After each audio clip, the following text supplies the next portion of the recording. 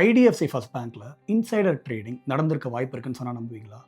ஜென்ரலாகவே ஒரு கம்பெனியோட ஒரு பிக் ஈவெண்ட்டோ இல்லை ஒரு பெரிய ஃப்ராடோ எக்ஸ்போஸ் ஆச்சுன்னா அங்கே இன்சைடர் ட்ரேடிங் நடந்துக்கிறதுக்கான சான்சஸ் ரொம்பவே அதிகம்.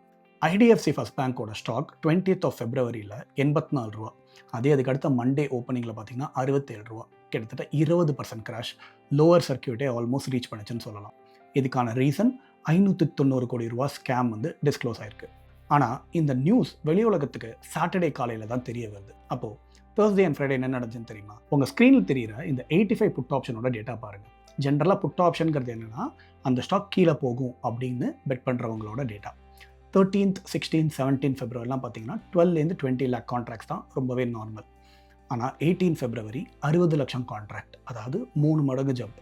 19th February 2.88 crore கான்ட்ராக்ட்ஸ், அதாவது 24 மடங்கு ஸ்பைக் ஆயிருக்கு.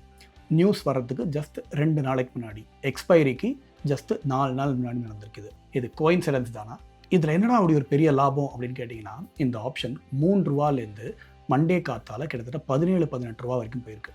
ஒரு லாட்டுக்கு 27,000 ரூபா கொடுத்து ஒருத்தர் வாங்கியிருந்தாங்கன்னா திங்கட்கிழமை காலையில் அவங்களுக்கு 1.4 lakhs கிடச்சிருக்கும். அதாவது 1 லட்சம் ரூபாய்க்கு மேலே ஒரு லாட்லேயே ப்ராஃபிட். வெறும் 4 நாளில் 5 மடங்கு ரிட்டர்ன். நான் இன்சைடர் ட்ரேடிங் தான் நடந்துச்சு நீங்கள் சொல்லலை, நான் யாரையும் அக்யூஸ் பண்ணல. ஆனால் இது கோயின்சிடன்ஸாக இருக்கிறதுக்கு டைமிங் ரொம்பவே பர்ஃபெக்டாக இருக்குது. யார் இவ்வளோ மேசிவ் கான்ட்ராக்ட்ஸ்லாம் வாங்கினாங்க அப்படின்னு செபி எங்கேயாவது இன்வெஸ்டிகேட் பண்ணுவாங்களா? இது ரெகுலர் ட்ரேடர்ஸ் தானா, இல்லை இன்ஃபர்மேஷன் அட்வான்டேஜ் இருந்தவங்க பேங்க்குக்கு அகெயின்ஸ்டாக பெட் பண்ணி அவங்களோட காசை பெருக்கிக்கிட்டாங்களா?